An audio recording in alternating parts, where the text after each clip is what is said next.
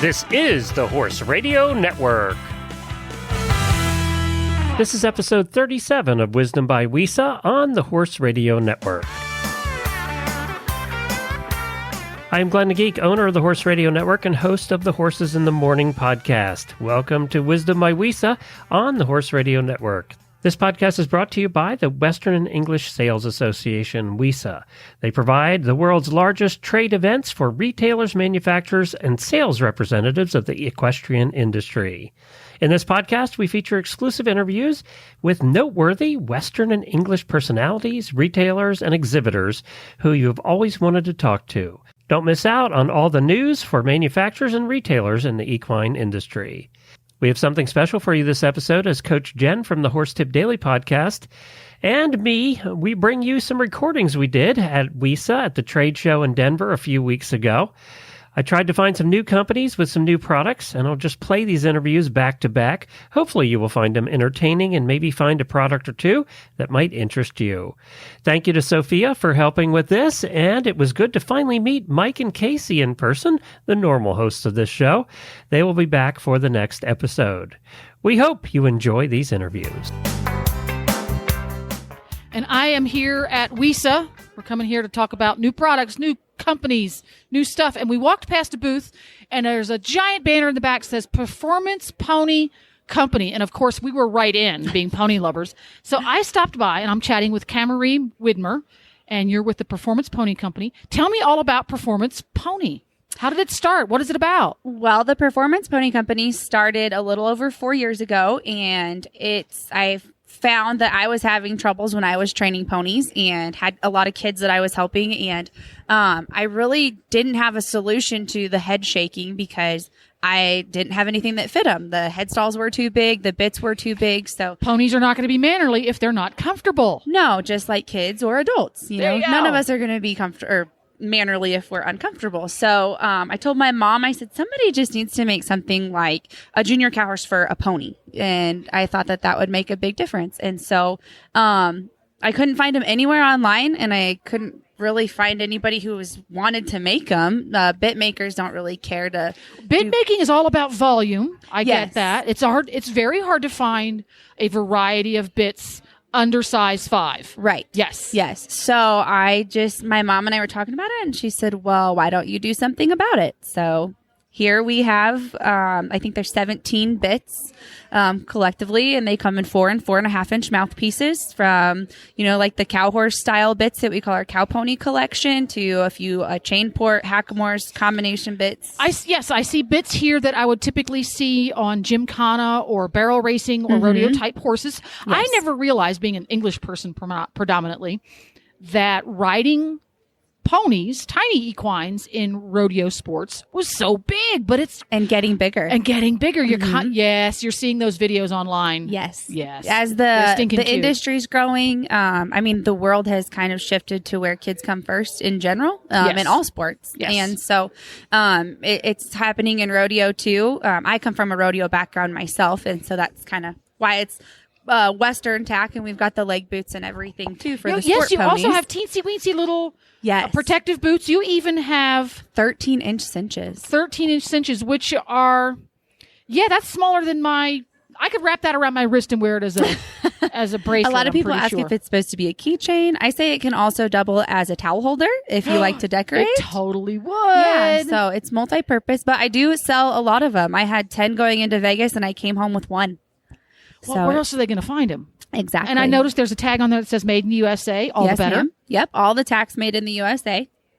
So tell me about one of the products that you think everybody in the universe who loves ponies and loves to compete their ponies should know about. To me, I think the most important thing for your pony is having a bit that fits. Whether, a lot of kids are heavy-handed and they're balancing on the reins That's a lot. true. So They're the youngins. pony hackamore is actually my number 1 seller, which surprises me because I don't come from a hackamore background.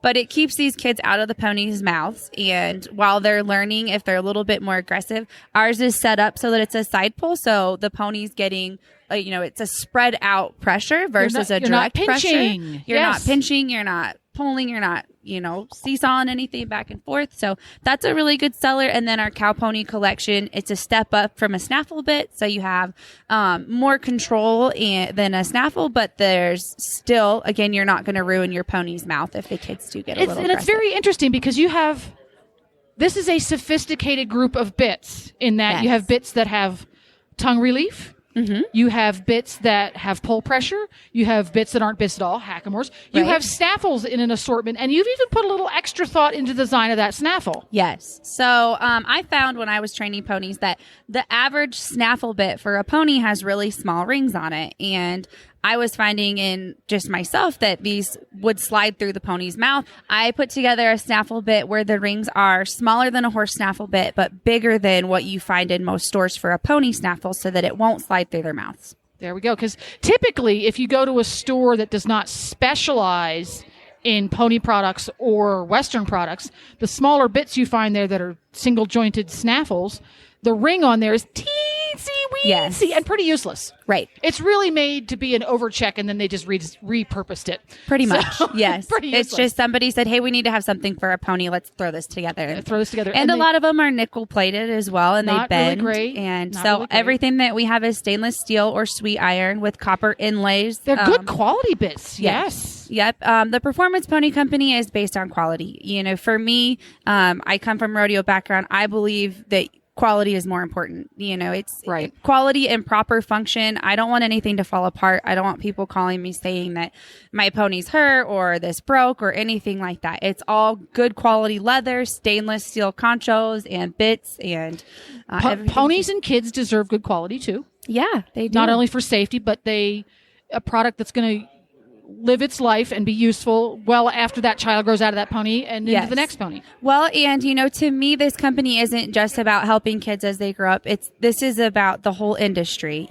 Kids start on ponies, and again, if you go back to, kids get bucked off these days and they want to quit if it's pony or horse sometimes. Well, if we can help them gain control and then they have a good experience on that pony, then they're going to ride horses and, they're going to stay in the industry versus they get bucked off and have one bad experience and they're done. So, well, you do a lot to support kids. Tell me a little bit about that. So the Performance Pony Company has the Pony Pro team. We sponsor 50 kids and some adults across the country every year. They go through an application process where they have to fill out a paper application. They have to send in a video answering a question about why ponies are important to them, or what's one thing that's been a difficult challenge for them with their pony and how they overcame it. So they get spotlights on on our Performance Pony Company Facebook and Instagram page. Everybody gets their own individual one, and there's a page for all of the parents and kids to ask questions, and we try to be really interactive, and we just put that stuff out there for the world to see and the difference that ponies really are making. There we go. Yeah. Now, for folks who are curious about pony bits and the Performance Pony Company, they can find your products at local tack stores, but where can they learn more about the company? You can find it at performancepony.com. or on Facebook, just Performance Pony Company in the search bar, and Instagram at Performance Pony Co. Perfect. Thank you very much, Camry. Thank you. Well, I am here with Russ, and he is president of Outfitter Supply, and they have the Trail Max brand, which I think a lot of our listeners may have heard of. And one thing, we've done 8,000 episodes literally over the last 12 years, and we've never talked about panniers for horses for packing. And you have a wide variety of them here. So talk to us. First, people are still buying them. Yes. In fact, the traditional canvas and leather panniers are probably our best seller. And they're beautiful. And they are beautiful, and they develop character over the years. And so, we've seen these as old as 50 years. And they're still being used. Now, these hang off the sides, and they have leather straps that connect to that's on top of the horse for anybody that's never been packing. Well, or mule or whatever. Most pack saddles, there's a traditional old sawbuck wooden tree. They're like crosses almost. They're like crosses, and that's traditional, and then we sell a lot of those. And they just hang from those. And they you put the carry straps over the top of those sawbucks, one from each side, and you go down the trail. And how much will each one of these hold, poundage-wise? Well, a rule of thumb is that a pack horse or a mule can carry 20% of its own weight. Okay. That might be stretching it That's a lot bit. for a 1,000-pound horse. Yeah, that's 100 pounds a side. Yeah, that's kinda, you know, I'd recommend you stay at 50 80. to 80. Okay. 80 is a good load. Well, and 80 times 2 is 160, and that's a person, right? So That's right. Yeah. Okay. That's right. And this is dead weight. So dead weight is a little harder to carry than a rider who can shift with the ebb and flow of the horse. That's true. I didn't think about that. So we have the traditional canvas one, and then you have another one that's right below it here. Yes, we have one made of iron cloth, and it's a very tough material, and it's all reinforced with nylon webbing in the wear spots and stress points, and it goes on just like the canvas and leather, and it's one of our most waterproof? popular. They're highly water resistant. Okay. But if you're in a downpour for 4 days, you're screwed. Generally, in conjunction with a set of panniers, you'll use a top pack, and they fit right on top of the two panniers, and then you can put a rain cover over the entire thing. Got it. Okay. So, because I think a lot of our listeners are all horse people, but 99% have never been packing before. So yeah. Right. Now that you have the other one, tell us about one. the other one. The other one is our Trail Max bear resistant. They call them bear resistant because nothing is bear proof. But it's certified by the Interagency Grizzly Bear Management Team. First of all, there is one of those. And they have a testing facility in West Yellowstone. And they just leave it out for a bunch of bears to attack? That's exactly right. And put some meat in it or something? There has to be and they're all grizzlies or Kodiaks from Alaska. Oh, they're even nastier, aren't they? Well, they're bigger. Bigger, yeah. Yeah. And so they get an opportunity to, and what they usually do is these bears trade off. One will work on it for a while because there's some really good smelling stuff inside. Yeah, I bet. So one will work on it. He'll go away because he can't get in. Another one will come over and start playing with it. And the one that in the picture here is a 550-pound Kodiak, and he's standing on top of it giving it CPR. And they have to work on it. There has to be a bear work on it continuously for an hour for it and not get into it for it to pass inspection. And this did, I And assume. this passed. So it's made out of a very durable plastic, it looks like, or polymer of some sort. It's a polymer. Yeah.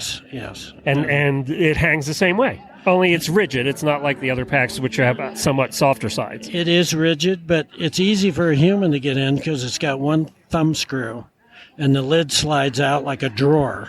And so it's easy to use, and it keeps the critters out, and it satisfies a lot of the regulations in your northwestern states, mostly Montana, Idaho, Wyoming. They have regulations about bear-resistant containers, or You have to hang them. or you have to hang your food in a tree, which is not easy. No.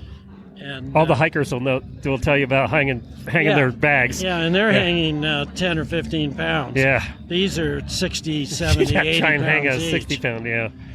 Yeah. Well, this is very cool. And where can people find your products? Well, outfittersupply.com.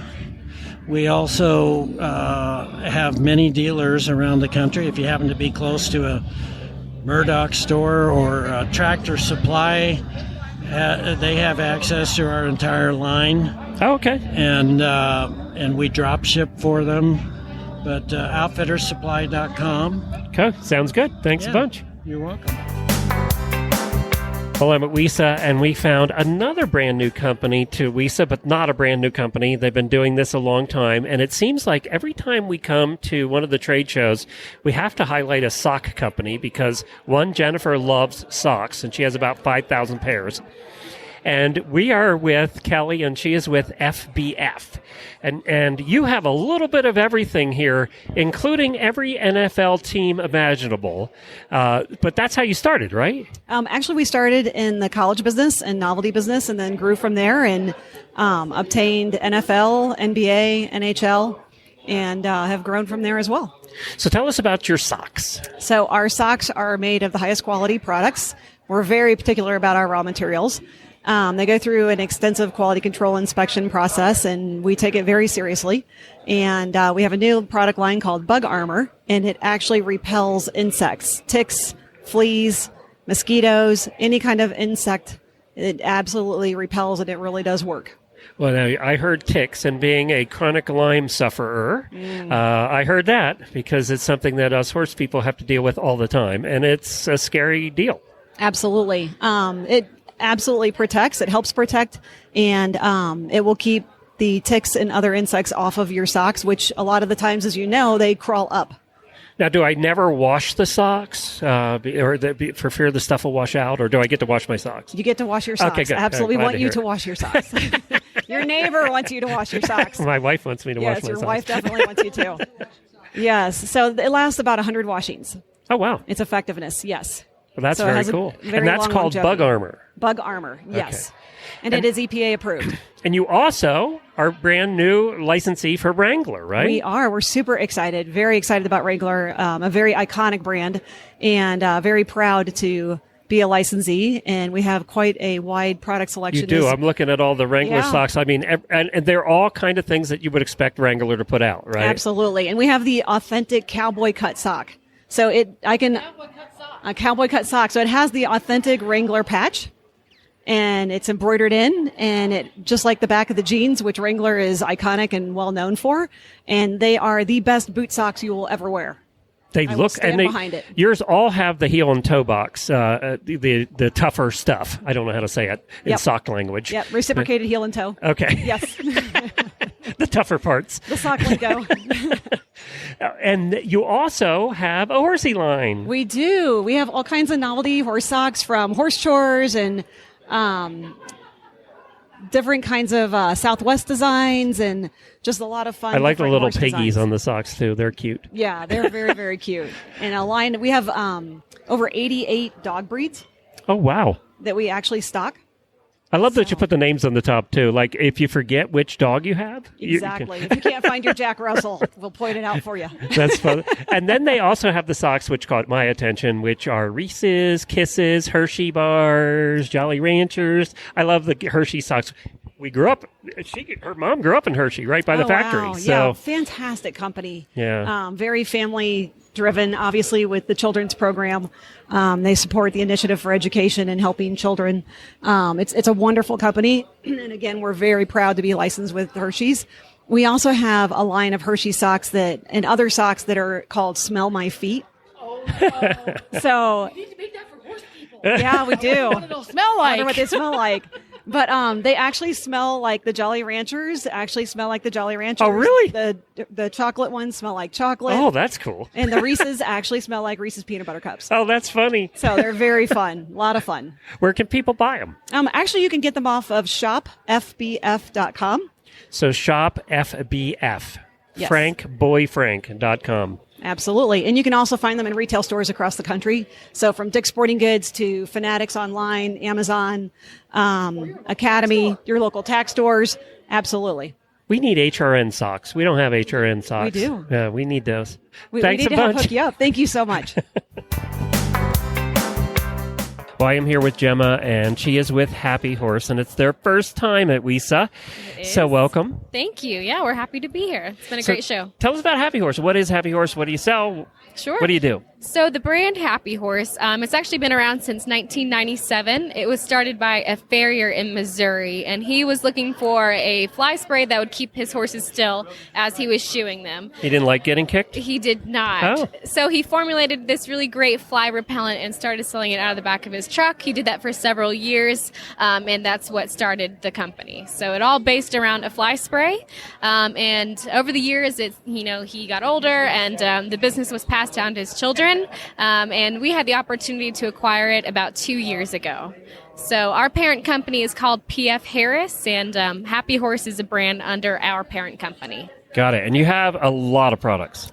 We do. We have about 16 right now with about 6 more in the works. Seems like we've got a product idea every day. So fly spray was where it started, and it's still where it is. There's a lot of fly spray. Yeah. But tell us about the other kinds of products. So at the moment, we're doing all things equine. We're all horse people. As the brand manager, I've got 2 horses. My What do you partner, do? Sorry, what? Trail ride, compete. I do dressage. Oh, yeah? But then to get my adrenaline fix, I fox hunt. Oh, yeah. So we got a couple Well, we thoroughbreds. do the dressage show and the fox hunting show. So Very fun. So there you go. Great, yeah. I think they complement each other well. One's a lot of fun, the other one's a little more disciplined. So, yeah. So now there's a specific product we're going to talk about right now. Yes. Tell us about that. So one of our unique items that is really gaining a lot of traction is going to be our organic neem oil. And this is an oil that is extracted from a tree in India. It's all natural. There's no additives. It's cold pressed from the seeds of this tree. And we have found a number of uses with it with our horses. Primarily, we're using it for as a natural insect repellent. It's a very thick oil. When you mix it with water and apply it to your horse, it gives you a really great natural protection from flies, mosquitoes, gnats, anything that's going to be irritating and flying. So again, I use this also as like a SWAT product. So I'll apply it undiluted to my horse's ears or their bellies, any place that they're going to get those biting gnats. It also has a lot of cool properties. It's antibacterial and antifungal, so it treats conditions like rain rot, dermatitis. That's where we've heard about neem oil before, was rain rot. Yes. Yeah. So it's highly effective for treating any kind of skin conditions. It's really popular in medicated products for humans as well. So curing rashes and itchy places on people. So, and I also use it on my dogs with their hot spots and pretty much any skin ailment. It's gonna be beneficial. And it's 100%, right? Neem oil. 100% organic. It is cold pressed. It's OMRI listed. This comes shipped directly from India, and it's a great natural Are they alternative. the only people with the neem trees? They are, actually. Is it a neem tree? I cannot pronounce the real name, but we can call it that. It's actually related to the same tree that is extracted tea tree oil. Oh. So it carries a lot of the same antibacterial and antifungal properties. Those are busy trees. Very, yes, they are. Yeah, but we found a lot of benefits, and it's one of our favorite products. Where can people find the products? So we are available on Amazon. We're on our website at happyhorse.com, and we're in a number of farm and feed stores and tack shops across the country, and we're hoping to be in a lot more stores here real soon. And they can find that at happyhorse.com too, I assume. Yes, happyhorse.com is our website, and you can find the products and videos and more about neem oil if you're interested, as well as a number of blogs about our products. We live in Florida. Neem oil's a necessity, I think. I think it is. We have every rash and biting insect there is in the world. And you have moisture and Yes. you have high temperatures, Yes. so you've got rain rot for sure. Yes. So yeah, whatever your ailment is, I think it's a great natural solution. Thanks a bunch. Great, thank you. Happyhorse.com. Thank you. Well, one of the places I wanted to make sure I stopped at when we were at WESA this year is Nettles. Nettles makes stirrups. Nettles makes stirrups for Western saddles. That sounds so simple and straightforward, but it is not. Because like everything else in the Western business, they're gorgeous and they're beautiful, but they are also high tech. And that surprised me. I did not expect that part. I expected the beautiful part. So we're going to start out with Gala Nettles here, who is one of the primary folks at Nettles. And you're going to give me maybe a little bit of the background because Nettles has been around a bit, hasn't it? 32 years. 32 years. How did this whole thing get started? Because obviously 32 years ago, somebody was making stirrups. What made you want to make your own? We didn't start out to want to make our own by any means. This was never started out to be a business. Ronnie, my husband Ronnie Nettles, who came up with all of this, was looking for a better product for himself. He trains horses for a living, and yet the stirrups should do more than just be a place to put your foot. And we literally wrapped his legs in the morning before he went to the barn in vet wrap because the pressure from the stirrups that were available and riding all day would cause them to be raw. Put two stories together. I, at the same time, am looking for that precious heirloom rocking horse for that first grandchild. Oh, yes. Of course, I am the daughter of a carpenter, owned a lumber company. Ronnie's father was also a builder. So we had a lot of, you might say, machinery, etc., that was handed down. Didn't say it was new. I said it was handed down. But all good machinery all is good handed machinery. down. Yeah, all yes. good machinery is handed down. I was looking for that rocking horse. We were at the Futurity that year, and we've spent a year. He spent a year going in and out looking for stirrups. Right. The Futurity is the Super Bowl of the cutting horse industry. Mm-hmm. It's a very exhausting show. That year we came home. I had looked at several rocking horses. We go to look at the last one. Ronnie's pretty particular, and every rocking horse I would come up with, he had a complaint about my rocking horse. You're fussy, aren't you, Ronnie? Yeah, Ronnie's chuckling and nodding his head right very now. fussy. Very detailed. That's why we have these. That's why you have beautiful stirrups, yes. But being the wonderful wife that I am, I came prepared. And when he looked at that rocking horse and shook it and said, I whipped from my purse a picture that I just happened to have that I wanted. We had 9 days until Christmas. And I said, you got 9 days, sucker. Now, let me tell you why I said that. Ronnie Nettles will take a dare in a minute. And we went home. He had 9 days. We came home from church Christmas Eve. He finished that rocking horse. In the process, he also built a saddle, a wooden saddle for that rocking horse. And I can still see him coming in the back door from the wood shop that night, coming into where I'm in the middle of the floor with all these Christmas presents wrapping, because at that time we had 9 children living oh, with us. boy, that's a lot of boxes and wrapping paper. His, mine, and quite a few others that had gravitated to ranches that did not have homes. And he has this stirrup. Look, I've laminated this stirrup. I think this may work. And my answer was, yeah. It's Christmas Eve, dude. Yeah, dude. We got to get these presents wrapped. Long story short, the next thing I knew that he is making some of these things in my kitchen. Let me explain to you that we're talking about boiling water. We're talking about wood pieces in my kitchen. And did he take your favorite stock pot and put wood in it? Of course. Yeah. You understand that, don't you? I get it. You got it. And of course, this is always going on at night because we are riding horses during the day. You're busy training horses, yeah. Right. And at that particular time, I'm riding for the WRITING, writing for the equine industry. So this wasn't in our mind to be a business at all. Ronnie built his first pair. The way the stories go, goes into the arena. This one gets on the saddle. Hey, I like these. Can you make me a pair? And before long, Mama's saying, wait, this is way too many in my kitchen. Out y'all go.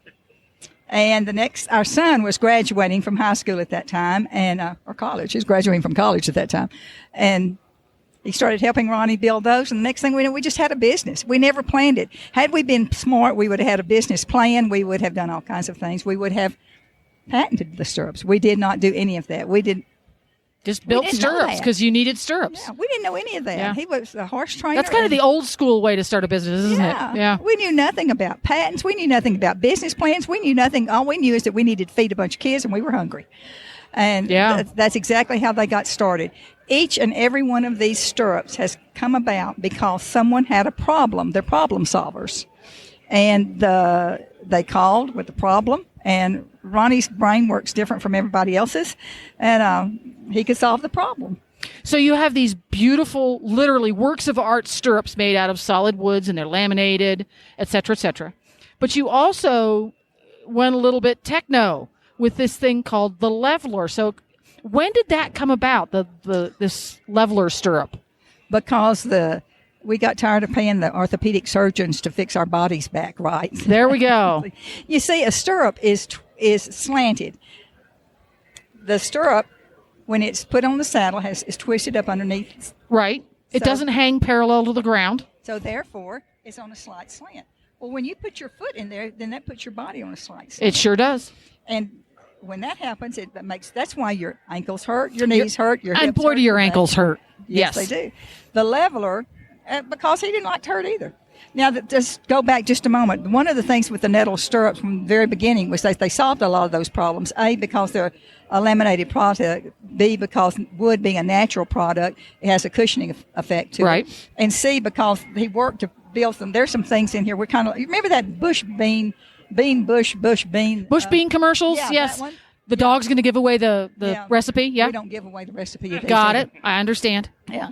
But they still didn't solve all the problems. Right. So Ronnie, hunting a better product for himself. Like I said, the man is never after helping us. He's hunting a better product for himself. Came up with the leveler. When we were doing the patent on the leveler, this was hysterical. They had been trying to do this since the late 1800s, 1890 something. We got the the attorney showed us where they Really? to do this. Trying to level a stirrup so that your body is again in alignment. Right. When your body's out of alignment, everything else gets out of alignment. Before long, you need your knees replaced, you need your hip replaced. Right. And so that's fine when you're 22, but by the time you're 62, not a good thing. If they were smart enough to realize at 22 they were going to be 62, wouldn't they change their mind? Yes, they would. So that's how the leveler came about. So is the leveler available on all of your stirrups, or are there specific models of stirrup that the leveler comes on? The leveler, we got wise. The leveler is patented only for nettle stirrups, and it can go on every nettle stirrups available.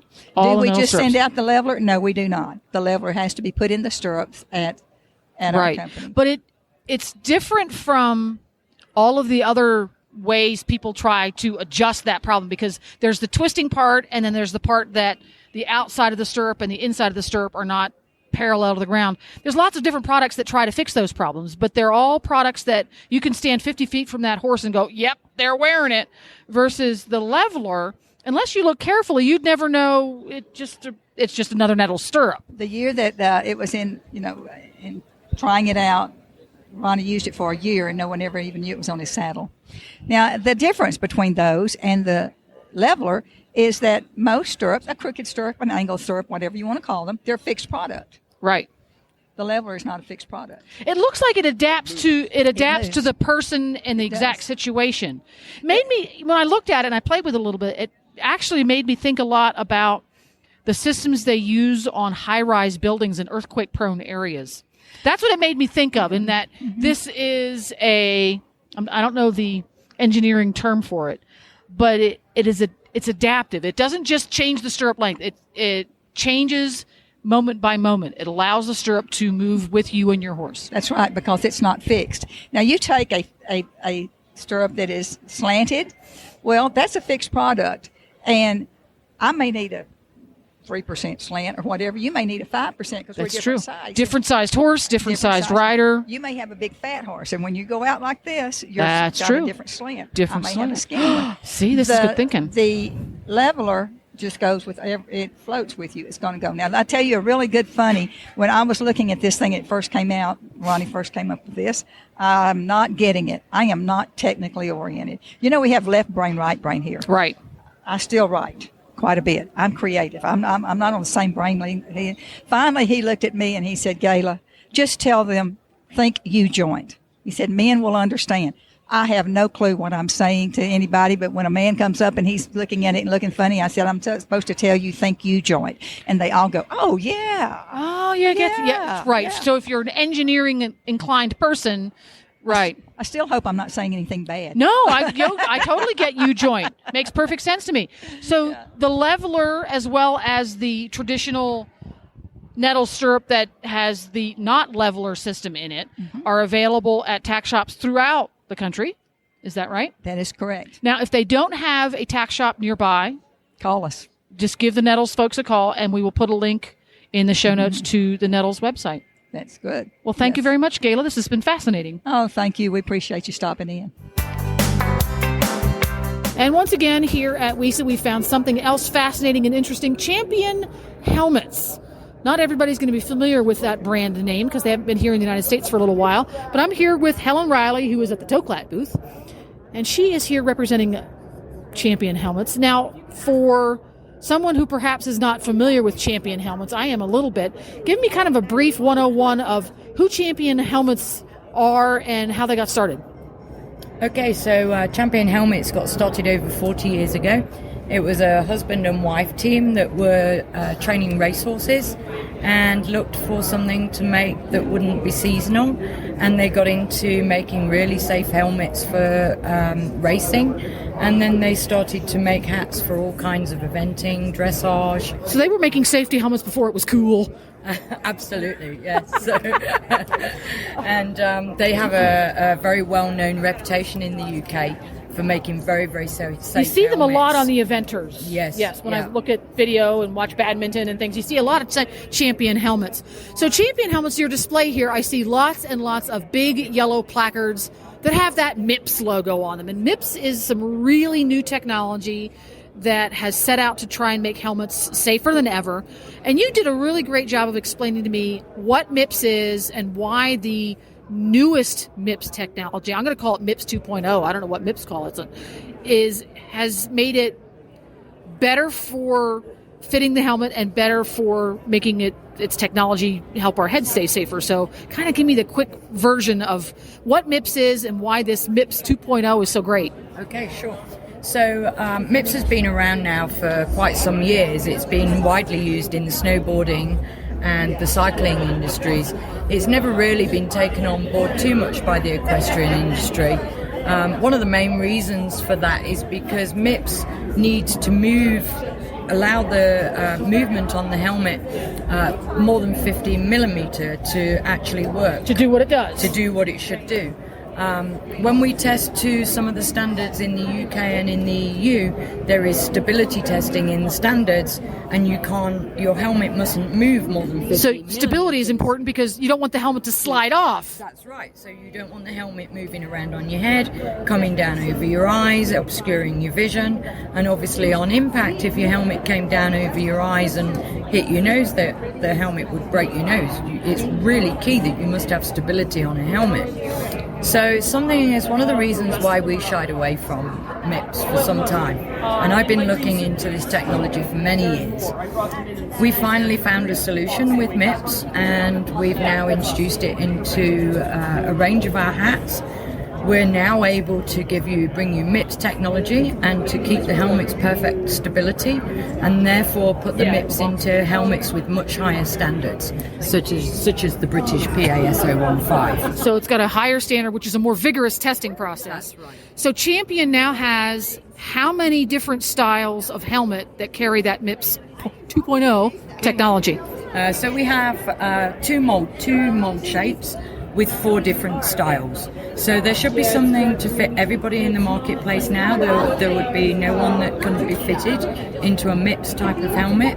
And we've got different looks. So we've got something for the show ring, something for dressage, and we've also got something for eventing and cross country. So you've got blingy, shiny, you've got velvety, you've got leathery, you've got Stormtrooper, you've got it all here. Yes. And your 2 different molds you talk about, you have the round shape and the oval shape for those people with an oval helmet. Well, in total we have 8 different mold shapes across our range. That's a lot. But in the MIPS we have the 2 shapes that we've found sell most widely in America. So our Evolution range, which we've now called Revolve, the MIPS is called Revolve. So you'd be either looking for the Revolve Vent Air range or the Revolve X Air range, and that would give you the 2 different shapes. Perfect. So you can find Champion helmets at tack shops across the United States. So, but if somebody wanted to maybe find a retailer or ask questions about the product line, how do they call it? They want to contact Toklat. Toklat, yes. Toklat. So Toklat are our US distributor, exclusive US distributor. There you go. And they're very friendly and knowledgeable at Toklat. They are indeed. They are indeed. And we've spent a lot of time training the area sales managers, and we do a lot of support with them so that they're very knowledgeable and can help the retailers get Champion in store. There we go. And that's thank you very much, Helen Riley, for telling us all about Champion helmets. Thank you. So I am back here with 2 of the loveliest people that we have ever met at WESA. And we met them back in June, and they had a unique product, and we love when there's brand new unique products on the market. And they have what I'm calling a flight suit, and that's for you, Jamie. They have they're basically jumpsuits for riders. Yes, for right? women and for riders. And what's the name of the company? It's called Red and Goat. Red and Goat. And I always get it wrong, which is why I had you say it. So. Yep, it's called Red and Goat, and it's our insulated, waterproof jumpsuit that we've designed for women and we've designed for riders. So it's definitely a reinvented coverall that is a barn essential in the winter months. And we highlighted it last year on the show, and I think some of our listeners bought them. Yes. So that's kind of cool. Yes, thank you guys. Yeah. And thank you to our customers who bought, because And we really appreciate it, and we hope you like it. Poor Allison's standing here, and it's warm in here, and she's wearing the winter version and has to be dying under there. It's very warm. We've gotten used to it, I will say, but it just helps so much for the customers and the buyers that we meet to be able to see it on a person, because it is such a new concept and sort of a new, very reworked coverall for the barn, and so we just put in the sacrifice, to make sure that people can see what it really looks like. So sleeping bags are rated by temperature. Like you're down to -20 or down to -10. What would you say this coverall is rated to? This coverall can go well into the negatives. We have customers all throughout the country, throughout the Midwest and out west here in Colorado and Utah, and customers in Canada, Alaska, Upper New England, Maine, Vermont, New Hampshire, and we have had so much feedback from them telling us that they're wearing it well into the negatives all throughout the winter, and it's just something that they can't live without. It's funny you mentioned Alaska, because one of our big-time listeners is Lisa Kelly of Ice Road Truckers. She's a female driver. Yeah, she's been on that show for years definitely. and years and years, and she has horses, and she's always freezing her ass off because she's in Alaska. So, Lisa, we're going to send you a pair of these. We're going to get you a pair of these. Absolutely. You need to wear them. She just posted a picture from her truck. It was -50. We've got one for you, Lisa, with your name on it. And they're styling. So you'll look good, Lisa. You can show up all those other man truckers and all their outfits. You'll look cute. Absolutely. So what can people ride in them too? Yes, absolutely. So we wanted to be able, the coveralls that are out there now, it's hard. They're heavier and you definitely can't ride. So that was you one can't of our bend as well. No, and Right. that was one of our biggest things that we wanted to be able to make a coverall and reinvent it so you as horsewomen can ride in it. You could do everything from feeding horses in the morning to mucking stalls to teaching lessons to standing in an indoor and definitely hopping on your horse and going for a ride. From a lesson, I was sorting cows on it one weekend and jumping the next weekend and then going trail riding. So it's definitely something that you can ride in. And Are that they was what, slippery? No, not at Okay. all. Just keep your heels down. You're good to go. Okay. No, it's definitely great to ride in. Great to ride in. Good. And you have something fairly new here. Yes, so we're really excited about it. And I know that people that have the winter version are definitely excited because we've been talking a lot about it, but we haven't really had an official launch date. And we are here at WESA showing all the buyers and retailers our new rain gear. And it's just an outer shell. It's completely waterproof. And we have done testing out the yin yang You to mean find. you don't get water down the butt? No, it's a great rain gear. It's something the market really needed. And I it's know. lightweight. It looks It's you super- look a lot cooler than she Yes. does right now. Yes, it's very lightweight. It's very breathable, which is something that we definitely needed as riders and equestrians. So we did a lot of research on the fabric, and we finally landed on a fabric that we love, and we hope that you guys love it. And It's It's slim here. cut. It's styling just like the other one. Yes. And that's one thing. These are not your average coveralls. These are good-looking coveralls. yes, Yeah. they make you look good. That's Yeah. for sure. And and we just added a couple features on the rain gear. We added a hood, and it definitely can go over your helmet, which is a really nice feature. It's oversized, goes right over like the wide visor helmet. You can still step in and out of it with your boots on. Plenty of pockets, a place for your crop, a place for your spurs. And I think that's everything for that. And rain you can gear. ride in it. Yeah, same thing. Same thing. You can ride in it. And Where can people find them? so we have a website. It's www.redingotequestrian.com, and we also have That's REDINGOTE. And we'll put a link to it in our show notes as well. Yeah, and if you guys want to stop and try one on, on our website we have a find a retailer page, and just click that link and it'll show you all the tack shops that we're in, and if there's anything close by that you guys can stop in and see it and touch and feel and try it on and know what your size is, and then you'll have your own Redding Goat. So we've been doing this is our 20th trade show, and for Jennifer and I, we had a retail store before that, so it's probably our 30th or 40th over the years. We love supporting young entrepreneurs, and I'm going to embarrass you too by asking your ages, and I'm asking for a reason. I'm 34. And I'm 32. I love that, because one of the things we talk about all the time is how this industry is growing older, and there's not as many young people starting businesses in the industry. Yes. So the fact that you guys we're here to support you. We love you guys for doing this. Thank We're you. glad you're still around. You Thank make a you. great product. You've obviously put some research into it, Yes. and they're stylish. Thank you so much. So I hope that all our listeners take into consideration that this they're doing this out of a labor of love.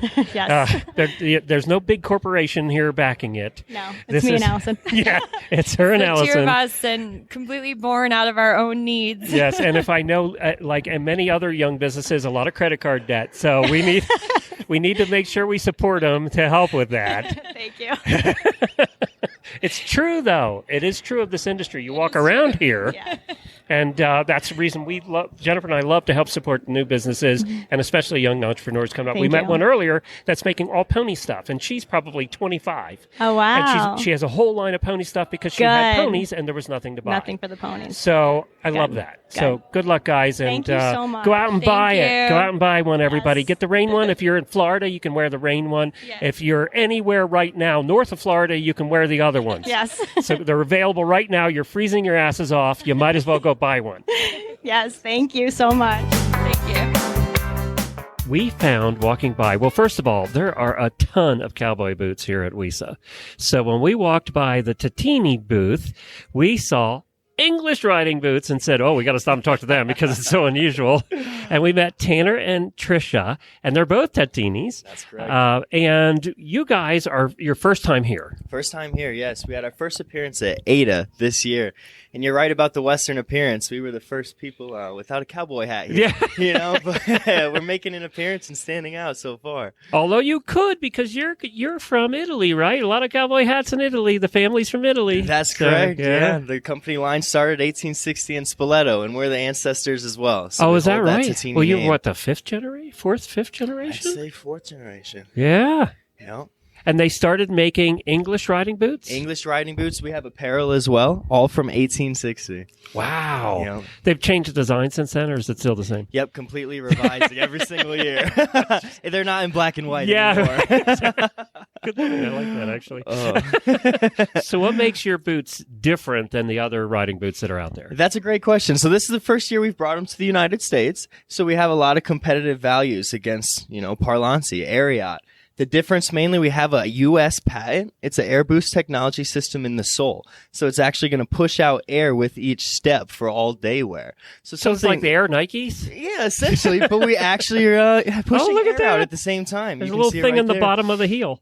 Exactly. Do you squish when you... Makes you 10 times faster when you run. Oh, bits. look at that. There are little tiny bits Something in the we back wanted of the to heel. combat is a lot of people slide their shoes on for the shows and then take them off after. Right. Now we've made a boot that you actually could wear all day. For instance, we're wearing ours at our show 8 hours today, tomorrow. And we the next have day. noticed even at shows now more and more people trying to wear their boots all day. All day. And you can tell the comfy boots because those are the people that have them on all day. Exactly. And even if you're not wearing them all day, then they're more comfortable when you are wearing them. The leather is kind of buttery soft. Tell me about that. Yeah, so it's premium calfskin leather, unlike some other brands. They're also handcrafted, so they're not in a factory. They're not all made the exact same with the repetitive mass production style. Our top-end boot has the micro-pierce calfskin leather, so the riders are really loving it, so it doesn't sweat as much with On the your inside. breeches on the inside. Okay. We have a lot of Florida rider, Yeah. Ocala, so yeah. they're loving this boot. This one also has the interchangeable straps, so you can get a little bling. And you have the gussets at the top. Okay. Yep. And they're all equipped with the YKK zipper as Yep. well. So Do they even make boots without zippers anymore? I remember in our days of it working at the tack shop, my job was to put the boots, this was 25 On years people. ago, on and off, no zippers Yeah. back then. I remember we were selling when the first zipper came in, and I was so excited because I didn't have to cut boots off of women anymore trying them on. Or have them lay down and pull them off of them. Exactly. And we did that a few times because they all think they're smaller than they are. Exactly. Well, you want that tight fit as well. So. Now, the one thing about the Italian boots is they do have a look. I mean, you can tell the Italian You can tell boots. Italian versus anything else. You That's can. correct. I mean, they have the look. So where do people find them? Where do they go? So right now you can see them online at www.tatiniboots.com. There's two T's in the middle there, TATTINI, boots.com. We're also spreading across retailers right now. So we've already entered into 4 retailers, had a great turnout at WESA so far. Looking forward to everything else that's about to happen. And I think you'll see them expand in the U.S. as we go here. So I am here with Jacob at Sunbody Hats at WESA trade show, and the hats caught my eye because I've seen hats made, cowboy hats and other hats made out of palm leaf before, but I didn't know how they were made. So how is a palm leaf hat made? So we have two models. We have a Guatemalan palm, which is made out of And it's actually like a palm tree kind of palm. It's a different because there's like 200 different of, kinds of palm trees. Exactly. Right. So it's a different size of a different breed of palm out of Guatemala that they strip it down to about, I'd say, smaller than 1/8 of an inch, and then they hand braid it. What they do is they use it on a sewing machine and sew the braid all the way down to where it shapes the crown and the brim. So they take palm leaves, cut them into little strips, and then they braid them into these hats, That's which correct. are quite stunning looking, actually. Yes. But I would have never guessed they were palm leaves. They also have a natural starch in the palm, which is what shapes the hat. The hat is shaped with a water. And what else they can do is they can make a oak-colored palm, which is a little bit darker. It's not as cream-colored as the standard, but they just boil it longer, and then they braid it together and create the hat from there. I never knew how that was done. And you guys have about 100 different hats here, styles of hats here. Yes, we do. We have everything from a cattleman crease to a Gus, all the way to the biggest brim hats I've ever seen. Yes, we have an 8-inch brim, which is called the El big brim Humongo. hats. Exactly. Yeah, and then there was one down here that's really tall, about 8 inches tall, but also has about an 8-inch brim. Yes, it has a around wears a that? 4-inch brim, top hat style. I believe it's around 7 inches of a crown shape. That's a lot of hat. That's a big hat. I'm gonna put that one on. I will take a picture of that on me, and we'll post that in the show notes so you can all see that hat, because I think that's going to be a sight. Now, Yeah, it's great. Jacob, where are these available at all stores? Where can they find it? And do they have, because it's called Sunbody, I assume they have some sun benefit? Yes, they do. It protects you from 90% sun protection. It is natural, so meaning like the palm is a natural product. So there's no chemicals in it. It's just shaped by the natural starch. The protection of the sun is definitely beneficial, especially when you get to 4-inch brim and up. Which is what you wear around the farm, Jennifer. You wear the big brims. Yeah, that is correct. And we do have a lot of people in, the Western market to, clothing stores as well. You can order from us online or over the phone.